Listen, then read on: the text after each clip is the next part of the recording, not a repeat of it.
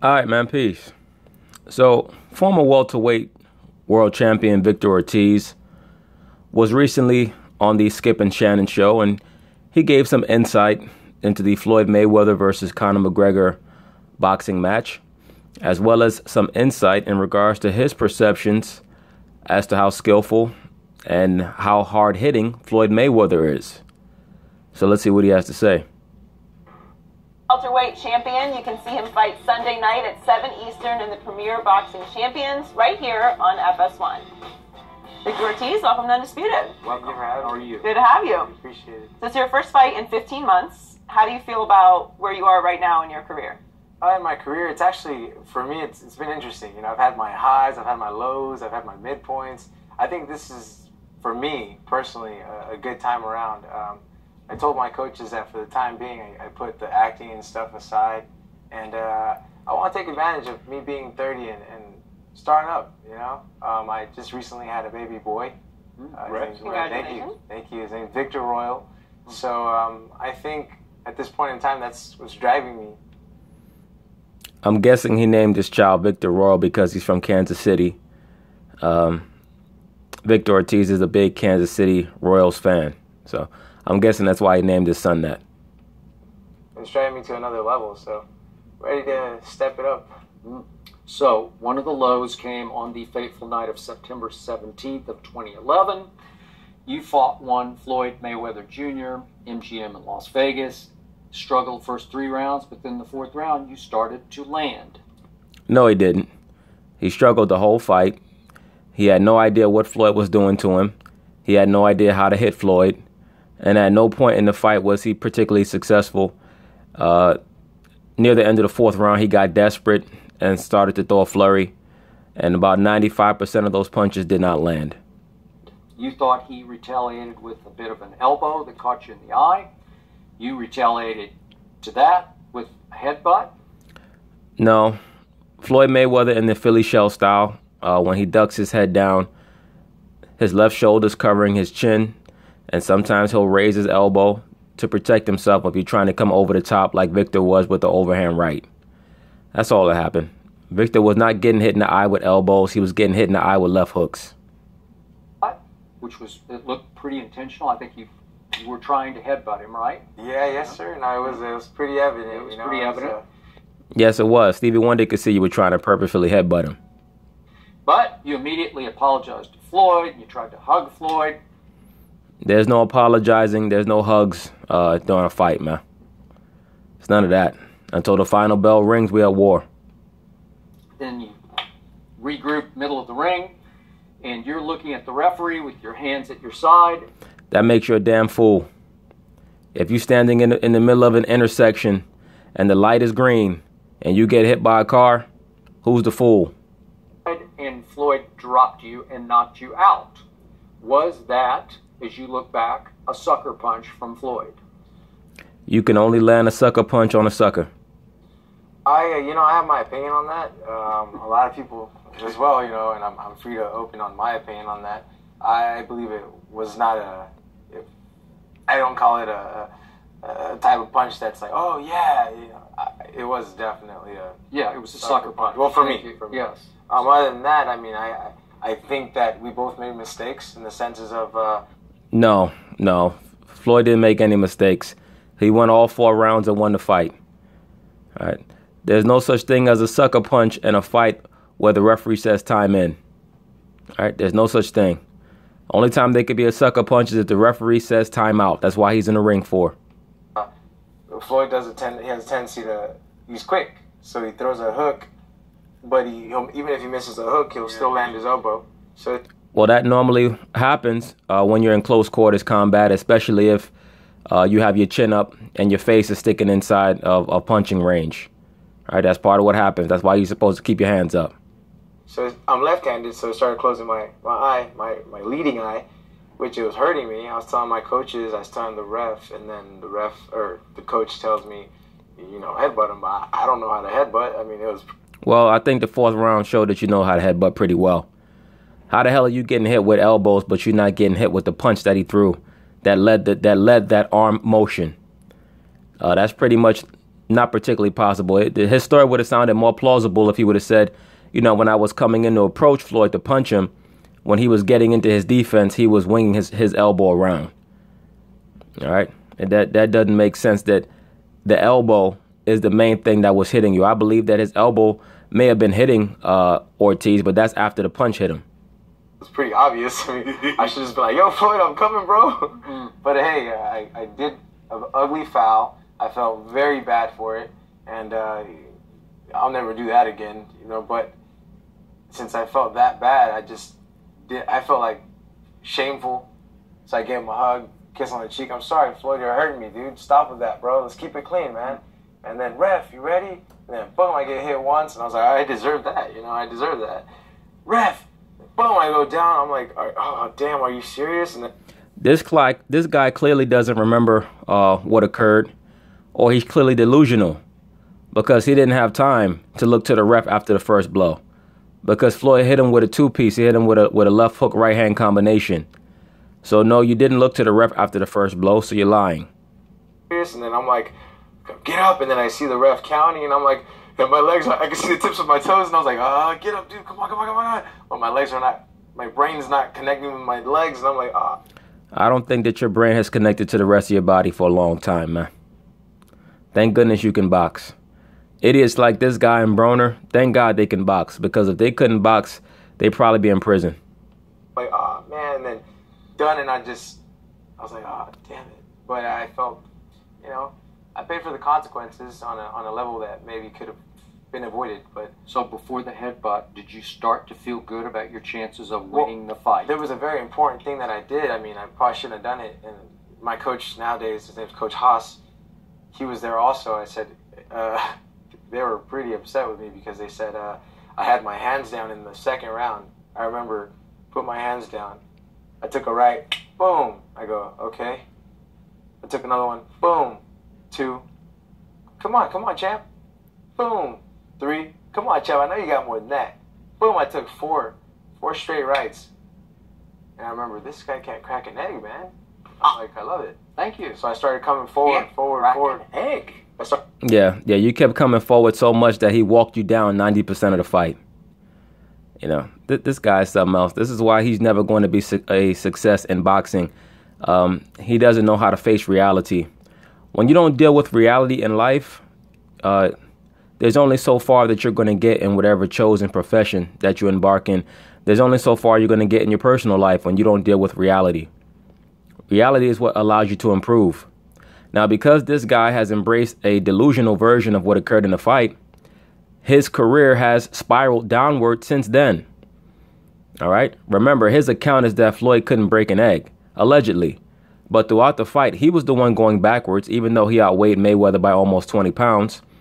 He was the one who got knocked out by a guy who he says can't hit. And in subsequent fights, he was the one whose jaw has proven to be suspect because of the damage that it took in this fight right here. All right? Mayweather is the one who put a hairline fracture in his jaw that was later on exposed by this Mexican cat. I'm trying to remember what this cat's name is. Josecito Lopez. That's what it was. That's what I'm thinking of. That's the cat. After he fought Floyd, you know, the guy that he claims can't break an egg, Josecito Lopez totally caused a complete separation, a complete break in his jaw because of the damage that Mayweather put on his jaw the fight before. All right, when you go back and you watch the Mayweather versus Ortiz fight, Ortiz took so many flush shots and straight shots. I mean, Mayweather's accuracy is incredible. And it caused so much damage and weakened his jaw to the point where it was easy for Lopez to totally break Ortiz's jaw in their fight.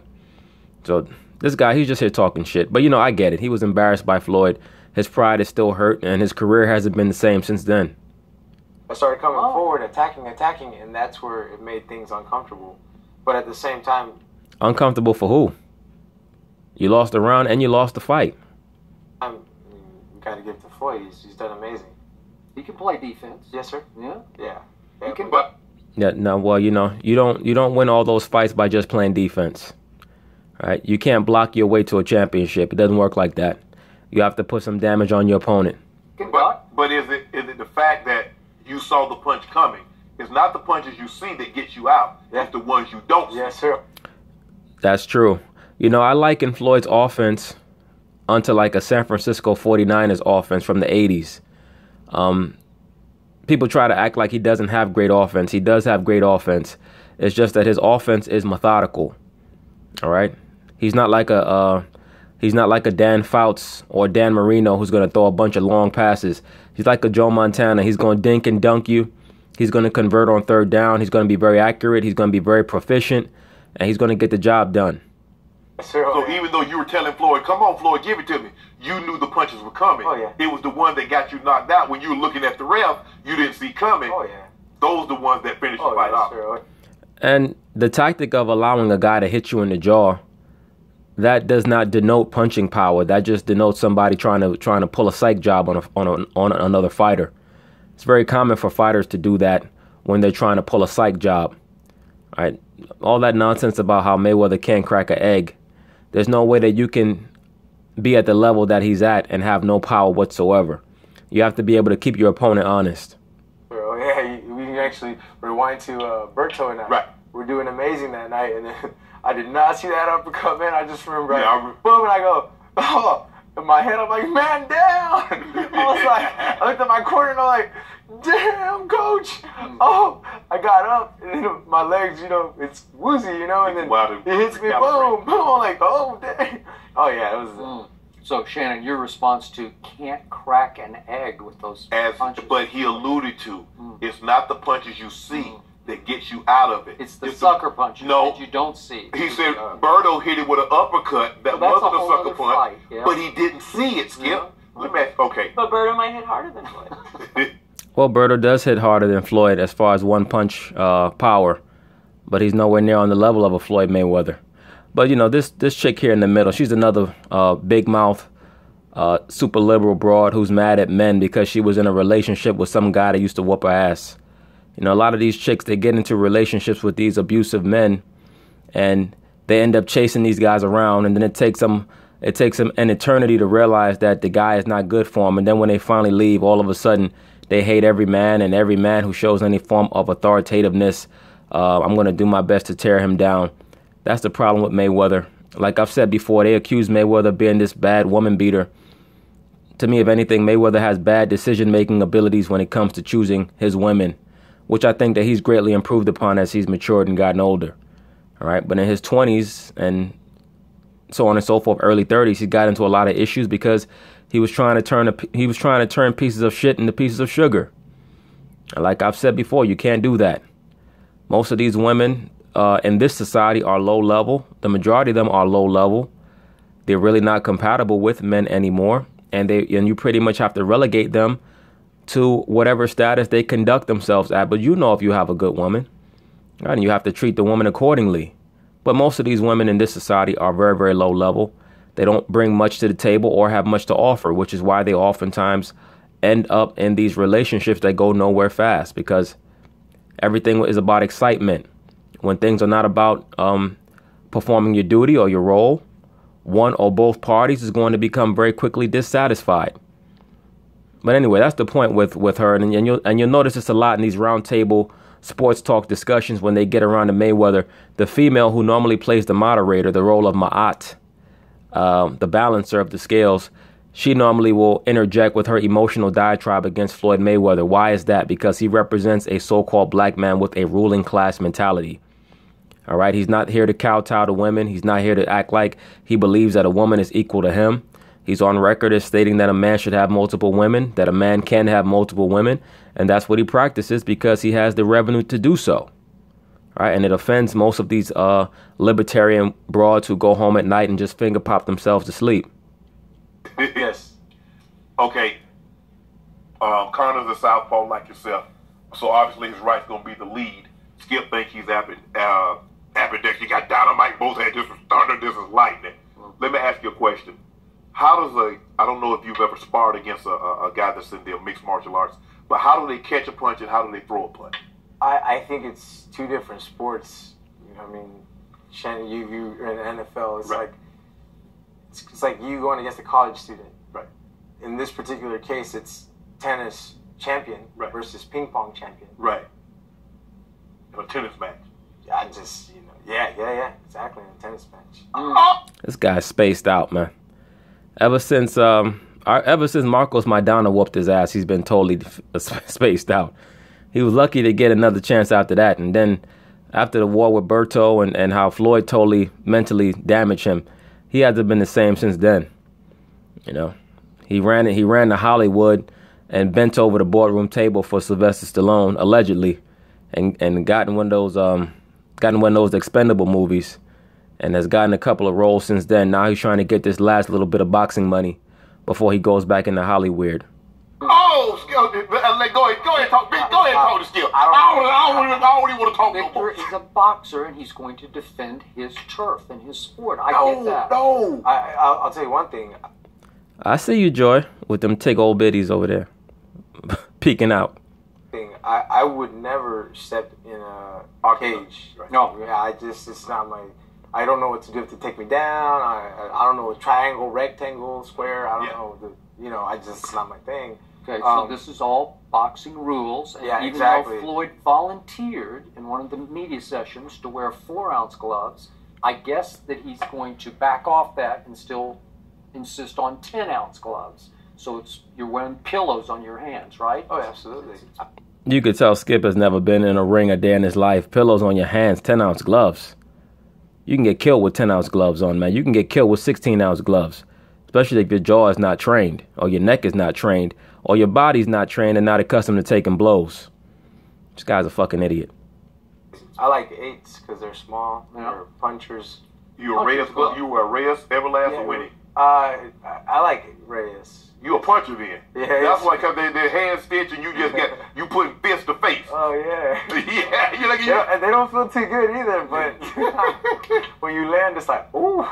So you landed a couple times on Floyd especially in that 4th round. Yes, sir. What is his capability of taking a punch, do you feel? Taking a punch, you have yet to see him actually take a punch because you've never. That's a lie. He's taking big shots. Every great fighter takes big shots, especially when you're fighting in world championship fights. He's taking big shots from Ortiz. He took big shots from Canelo. He took big shots from Maidana. He took big shots from De La Hoya, from Hatton, from Cotto, from Mosley. All right, all the big-time punchers, even Corrales. You go back and watch that fight. He took a couple of flush shots from Corrales. You have to be able to take, in a big fight that goes 12 rounds, you got to figure you're going to take at least one big blow around. All right, you have to be able to take one on the button. So this nonsense about how we haven't seen Floyd take big shots, that's a lie. You've never seen. And Berto too can crack. He took big shots from Berto. Never seen him actually get beaten.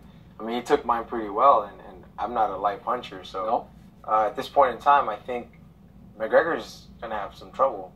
Yeah. What McGregor will throw at him is unconventionality. Floyd will never have seen this. Now, whether it'll work, this is a bad man he's up against. He's like great crazy, but he's going to throw all kinds of stances that you guys would never even dream of trying to throw at somebody in a ring. None of that shit makes any difference whatsoever. You could throw all type of stances that you want. At the end of the day, you have to execute combat according to the Marcus of Queensberry rules. A lot of that shit Conor's going to try in the first couple rounds. After that, he's going to go right back to doing what he normally does. Just like Broner did when he fought against Garcia. He tried to come out acting like he was going to execute this slick boxer game plan. After he took a couple of blows and saw how hard Mikey was hitting and how Mikey wasn't mentally fazed by what he was doing, he went right back into doing what he normally does, standing there, with the earmuffs on and getting his ass beaten, talking about, no, you're not hurting me. Different stances, different movements, different combinations. So he can punch, and he does box. What he does best in MMA, he can box. You have a point, but if you go back and you see him versus Diaz, he was getting stand-up game, he was getting rocked. And Diaz... Well, he was rocking, too. Yeah. I mean, they were trading. Yes or no, they were, but ultimately the stand-up game for Diaz outdid McGregor. But in the first fight, but he got him on the ground. Yeah, But in the second fight, Conor said, I'm standing up. You're not going to get me on the ground. Yes, sir. And he just outboxed him. He outstruck. They call it striking, obviously. Yeah, striking, yeah. But I have a hard time believing that Skip Bayless is actually dumb enough to believe most of this bullshit that he's spewing about Conor McGregor being this great stand-up boxer. It's hilarious. But, you know, when you watch a lot of these guys in the UFC, most of them are not, you know, their hand skills are severely lacking. Like, most of them wouldn't even beat your top Golden Glovers. Like, it really wouldn't even be close. If you took most of these MMA guys and you put them in the ring with most of the top-level amateurs in America, I mean, they would get blitzkrieged. I just don't see where McGregor can actually establish a full boxing for 12 rounds, meaning no elbows, no clenching, over clenching, no toss-ups, no headlocks, or I don't know if you headlocks, whatever. You know, it's there is a thing called a puncher's chance, though. Yes. And Conor McGregor can throw now, and if he can catch Floyd once, again, maybe Floyd can take. But I think Floyd's going to have to be able to take at least one or two big punches. Oh, yeah. Oh, no, it's a boxing match. He's definitely going to get hit. And you're right about that. I think McGregor does have a puncher's chance. But at the same time, it's a veteran, man. Yeah, but to unload, Conor tries to unload. But to unload, you got to open up. You got to subject yourself. But he can't crack an egg, remember? Be sure to check out Victor Ortiz's return to the ring.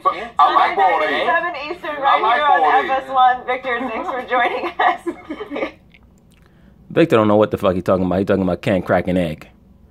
At least he was the only egg in that fight, and he was over easy. All right, so now this is going to be a continuation of the Victor Ortiz theme.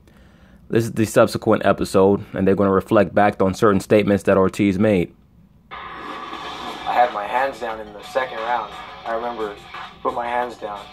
I took a right, boom. I go, okay. I took another one, boom. 2. Come on, champ. Boom. 3. Come on, champ. I know you got more than that.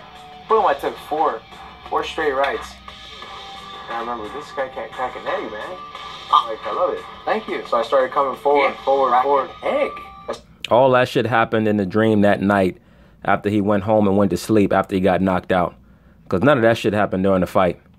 I started coming forward, attacking, and that's where it made things uncomfortable. But at the same time, you got to give it to Floyd. He's done amazing. That was Victor Ortiz here on the show yesterday talking about the lack of punching power from Floyd Mayweather. What's all the sound effects for, Skip? Skip, what was your biggest takeaway from the interview with Ortiz? I love Victor Ortiz. Oh, you love him now? Tremendous. He was just insightful. He was funny and entertaining and insightful. And in this case, he told quite a little story. It's what I've been trying to tell you for weeks on end here. I don't think, especially at age 40, that Floyd could even knock me out with those big 10-ounce pillows he's got on his hands now. You know, Skip is the classic. He's the classic troll. He's the classic guy who talks all that shit about who can do something to him, and then as soon as it gets done, he want to file a lawsuit. When Floyd Mayweather Sr. was there, he should have told Floyd Mayweather Sr., I don't think your son could knock me out. You know, so then Floyd Sr. Floyd Sr. could say, oh, is that right? Well, look at here now. I bet you I'll knock your ass out. Pow. And it was vintage. Remember, this happened 6 years ago. So Floyd was only 34 at this point. And Victor says he accidentally caught the first straight right. Thought, well, okay, that wasn't too bad. So I'll try it again. Boom. Took a second straight right. Didn't phase him. So he's like, is that all you got, champ? Which smacked of Ali versus Foreman, right? See, that dumb shit, that's the equivalent of getting hit by a car and saying, well, I don't think I'm hurt, so I'll just walk out in the middle of the street whenever I want. You don't think you're hurt, but there's a lot of internal bleeding going on. The rumble in the jungle, rope-a-dope, just on the ropes. Hit me again. And finally he just looked at Foreman and said, is that all you got? Well, of course, by then Foreman said, yeah, I'm tapped out, man. I'm punched out. Yep. Yeah, you guys glamorized that shit, but there's one guy who ended up walking around selling grills, smiling and talking fine, and another guy who didn't. All right.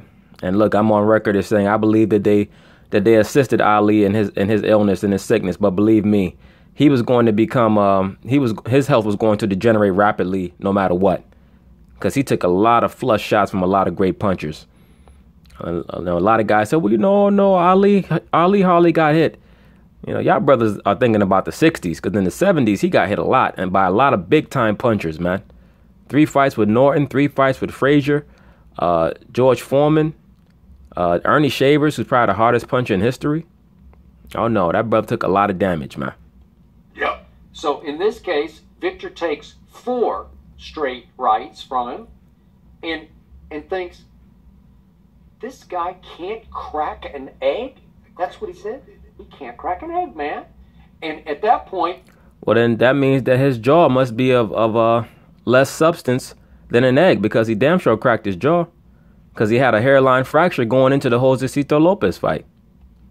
Victor, who had been losing the fight badly up until that 4th round, thought, I'm going in, man. I'm not afraid of him anymore because he can't hurt me, but maybe I can hurt him. So he went to some bully tactics. He just started attacking, trying to body him up. And then he also enlightened us to the fact that Floyd will cheat occasionally. Stop it, Skip. He will. The left hooks can graze your chin and then follow through with the left elbow and boom, catch you right in the eye and cut you over the eye. Aha! So he's capable of doing just that. It's boxing. Oh, that's boxing? Yeah. Oh, I didn't Yeah, that is a part of boxing. It's called following through on your punch. know that was boxing. So then Victor had to resort to, according to he said he was encouraged by his corner to retaliate with an intentional headbutt. Boom, and the ref says, nope, can't get away with that. And if you watch that fight, the headbutt was part of the game plan. That was not his first headbutt in that fight, that last one in the 4th round. He was headbutting throughout the fight, or trying to. That was just the first one that he landed with that level of ferocity. I'm going to dock you a point. And then to Floyd's credit, as Victor was actually trying to apologize then to the referee as they stood in the middle of the ring, Floyd actually did get basically a running start. It was a walking start. And mustered up all that he had left and sucker punched him right in the jaw. Not once, but twice. 2 straight right hands as hard as he could throw them. And he wobbled Victor enough that Victor goes to his knees. No, he hit him with a left hook and a right hand. And that fool didn't wobble. He fell down like a house of cards, man. That's what happened in that fight when Floyd hit him flush. But, there's a narrative going around that Mayweather can't punch. Shane Mosley's on record as saying that that Mayweather hit just as hard as Canelo. That's according to Shane Mosley. And couldn't stand back up to beat the standing 8 count, right? Yeah. Nope, fight over. And Victor's looking around like, what? The guy who can't crack an egg just sucker punched me and ended the fight? Oh! Did you find that Victor Ortiz was funny and talking to him off camera? He's a really insightful and funny young man. I agree. His rendition of his fight with Floyd was a big joke. That was very funny. Man, and I wish him all the best on Sunday. Likewise. But the guy that couldn't crack an egg knocked Victor Ortiz out. And why did he knock him out, Skip? Because the punches he hit him with, he did not see. And that's what he said. He said it's not the punch. And I was right here and asked him. I said, but you knew those rights were coming. So you could clinch that mouthpiece. But what about the punches that when you were standing there and you was talking to Ortiz, the judge, what happened then? Cortez was not right. Ortiz. Yeah. Cortez was a joke, and he's also working with Conor McGregor, giving him tactics and rules and so forth and so on. Gonna need more than that. So what happened, Skip? What happened is exactly what you said. If you brace for the punch, you anticipate the impact, you're ready for it, can't crack an egg. But if you are looking at the referee and you get caught flat-footed with all that Floyd can muster 6 years ago at age 34, you just might get wobbled. Skip, take it from a guy that was on special teams. I've been knocked out and I've knocked people out. And it's always the blows that you don't see. Now, when I'm going across the middle and I know that backside safety is going to come, I can brace for it. But it was that time I'm running down the seam and that corner overlapped and got me. Mm-hmm. So what did he say about when he's fighting Berto? He said that uppercut, I didn't see it coming, and it is like I'm falling. My legs won't work. Get up. It's over. Like your mind's still working, but your legs. Hey, it's like suspended at a. You know, if you have a dream, you ever have a dream like you can't move. You're like, I'm trying. Let me move. I want to move. My grandma would say somebody's haunting you. I was like, well, who would want to haunt a 9 or 10-year-old? I've been a model child. Okay, Skip. Okay, maybe I wasn't. Maybe I wasn't. But Skip, that's the thing. What the fuck do Shannon be talking about, man? They be talking about the fight, and Shannon always talk about something crazy. You know, like my granddad used to say, boy, when you fuck around with a grasshopper, you got to get them moving because a grasshopper on your ass. Anyway, what were we talking about, Skip? Thing. And the reason why I believe Floyd can knock Conor out, because he can hit him with punches that he can't see or that he won't see. Wait, is Conor going to fight blindfold? No, Skip. Maybe that's a new rule. Skip. Will you give me this? There is nobody in MMA that has the hand speed of Floyd, even at 40. Would you give me that? Yeah, I'll give you that. But there's nobody in MMA who has even half the hand speed that Mayweather has. At 40. There's probably nobody in professional boxing right now that has the hand speed that Floyd Mayweather has right now at 40. And when I say the hand speed, I'm not talking about flashy shoe shining like a Gary Russell or somebody like that does. I'm talking about executing punches in close quarters and in tight spaces accurately and quickly. But there's a huge difference between hand speed and punching power. No, Floyd. No, actually, that's not correct. Actually, speed and accuracy and timing is what generates power. All right, that's what generates power. The main difference between one-punch knockout fighters and guys with great hand speed and accuracy is that most of the time, one-punch knockout fighters, they set themselves better. They use their hips more, and just anatomically, they just have a better bone structure to provide for the knockout. That's really the only difference. Once you move past the technique angle, it's really just about, what you're gifted with, physiologically in regards to your bone structure. But no, speed actually is power. Floyd has no punching power, but he never really did have punching power. That's a lie. He was a very, very good puncher at the lower weights, up to 140. 147, he hasn't gotten many knockouts, but from 130 to 140, he was stopping almost everybody.